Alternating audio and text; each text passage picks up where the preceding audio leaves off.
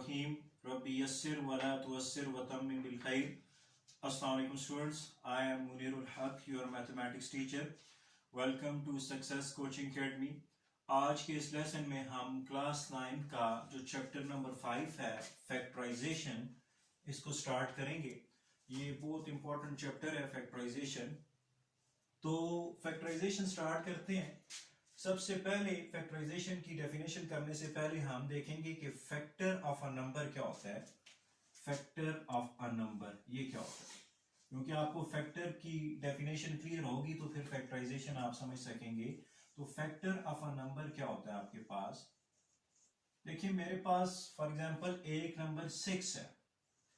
अब मैं इसके फैक्टर लिखना चाहता हूं तो मुझे ये पता होगा कि इसके फैक्टर क्या हैं, तो तब मैं लिख सकूंगा। तो इसके जो फैक्टर हैं आपके पास वो है 1, 2, 3 और 6।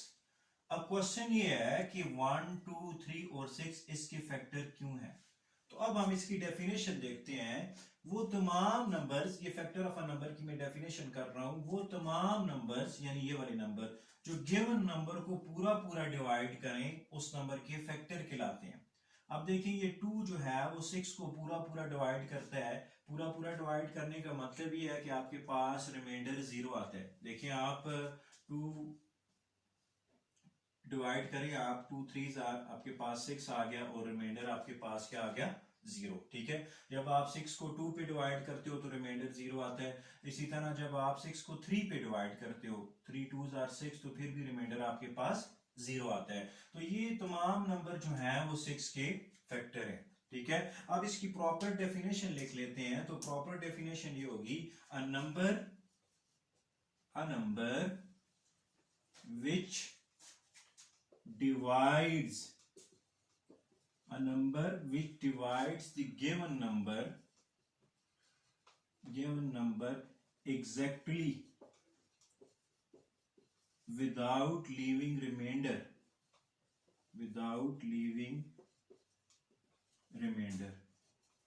is called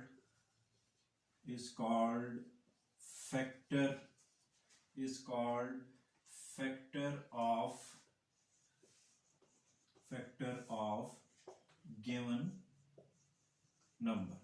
तो ये आपके पास फैक्टर ऑफ अ नंबर है। यानी अ नंबर से मुराद आप इनमें से कोई भी नंबर माइंड में रखें। For example 3 which divides the given number यानी 6 exactly without leaving remainder is called factor of given number।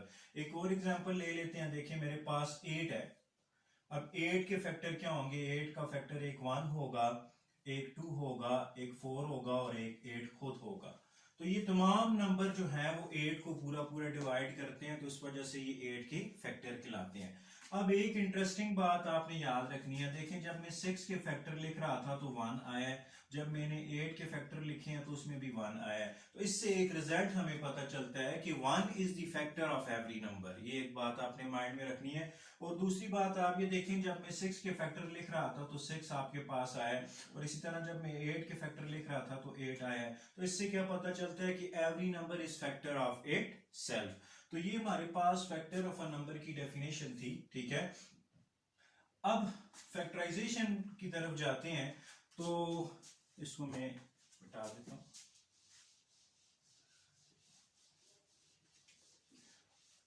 ये आपके पास फैक्टर ऑफ अ नंबर की डेफिनेशन थी। ठीक है, ये फैक्टर ऑफ अ नंबर की डेफिनेशन थी।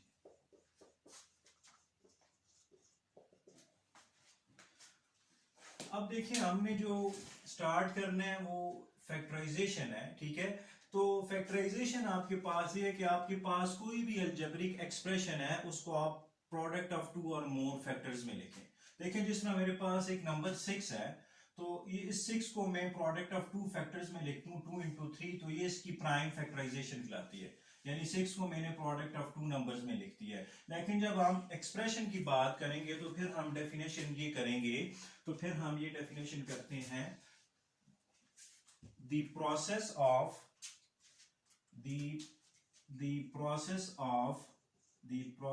of writing an algebraic expression the process of writing an algebraic expression as the product of two or more factors, two or more factors is called factorization। तो ये आपके पास factorisation की definition है। देखें एक example देता हूं फिर आपको समझ आएगी।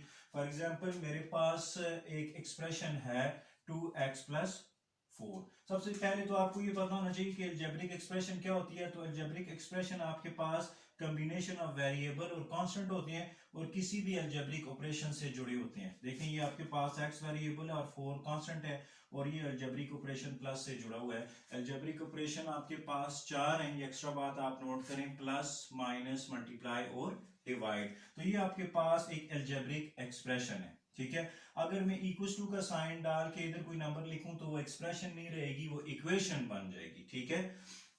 अब ये मेरे पास एक अलजेब्रिक एक्सप्रेशन है, तो अगर इसको मैं प्रोडक्ट ऑफ टू और मोर फैक्टर्स में लिख दूं तो इसकी वो फैक्टराइजेशन कहलाएगी। तो इसके अगर मैं फैक्टर लिखूं तो 2 इंटू एक्स प्लस 2, तो ये इसकी फैक्टराइजेशन होगी आपके पास। ये देखें तो इसके 2x प्लस 4 के जो दो फैक्टर आ रहे हैं, एक आपके पास 2 आ रहा है और एक आपके पास x प्लस 2 आ रहा है। तो ये दोनों इसको पूरा पूरा डिवाइड करते हैं। 2 भी 2x प्लस 4 को पूरा पूरा डिवाइड करता है और x प्लस 2 भी जो है वो 2x प्लस 4 को पूरा पूरा डिवाइड करता है। अब आपके माइंड में एक बात आनी चाहिए कि मुझे किस तरह पता चल गया है कि ये एक्सप्रेशन है, इसके ये फैक्टर आ गए हैं। फॉर एग्जांपल मैं एक और एक्सप्रेशन आपके पास लिखता हूं, x square plus 7x plus 10। ये मैंने आपके पास एक एक्सप्रेशन लिखी है। अब इसके मैंने फैक्टर ढूंढने हैं, तो इसके फैक्टर में लिख रहा हूं जी x plus 5 into x plus 2। अब ये दोनों इसके फैक्टर हैं, x प्लस 5 भी इसको पूरा पूरा डिवाइड करेगा और x प्लस 2 भी इसको पूरा पूरा डिवाइड करेगा। ये इसके फैक्टर है, तो ये इसकी फैक्टराइजेशन कहलाती है। अब यहाँ पे क्वेश्चन ये है कि हमें किस तरह पता चलता है कि कोई भी एक्सप्रेशन होगी उसके फैक्टर हम किस तरह फाइंड करेंगे। तो ये हम नेक्स्ट वीडियो में सीखेंगे कि कौन सी एक्सप्रेशन है और उसकी फैक्टराइजेशन हम किस तरह करते हैं, ठीक है। डिफरेंट टाइप्स की हम एक्सप्रेशन देखेंगे और इसकी फैक्टराइजेशन का हम जनरल प्रोसीजर सीखेंगे। तो आज के लेक्चर में आप सिर्फ ये समझें कि फैक्टराइजेशन क्या होती है। तो फैक्टराइजेशन किसी भी अलजेब्रिक एक्सप्रेशन को जब आप प्रोडक्ट ऑफ टू और मोर फैक्टर्स में लिखते हो तो उसको फैक्टराइजेशन कहते हैं। अब सवाल ये है कि एक अलजेब्रिक एक्सप्रेशन के फैक्टर लाते किस तरह हैं, तो ये इंशाल्लाह ताला नेक्स्ट वीडियो में मैं आपको एक्सप्लेन करूंगा कि किस तरह किसी भी अलजेब्रिक एक्सप्रेशन के हम फैक्टर फाइंड करते हैं। उम्मीद है यहाँ तक बात क्लियर हो गई होगी। बहुत शुक्रिया।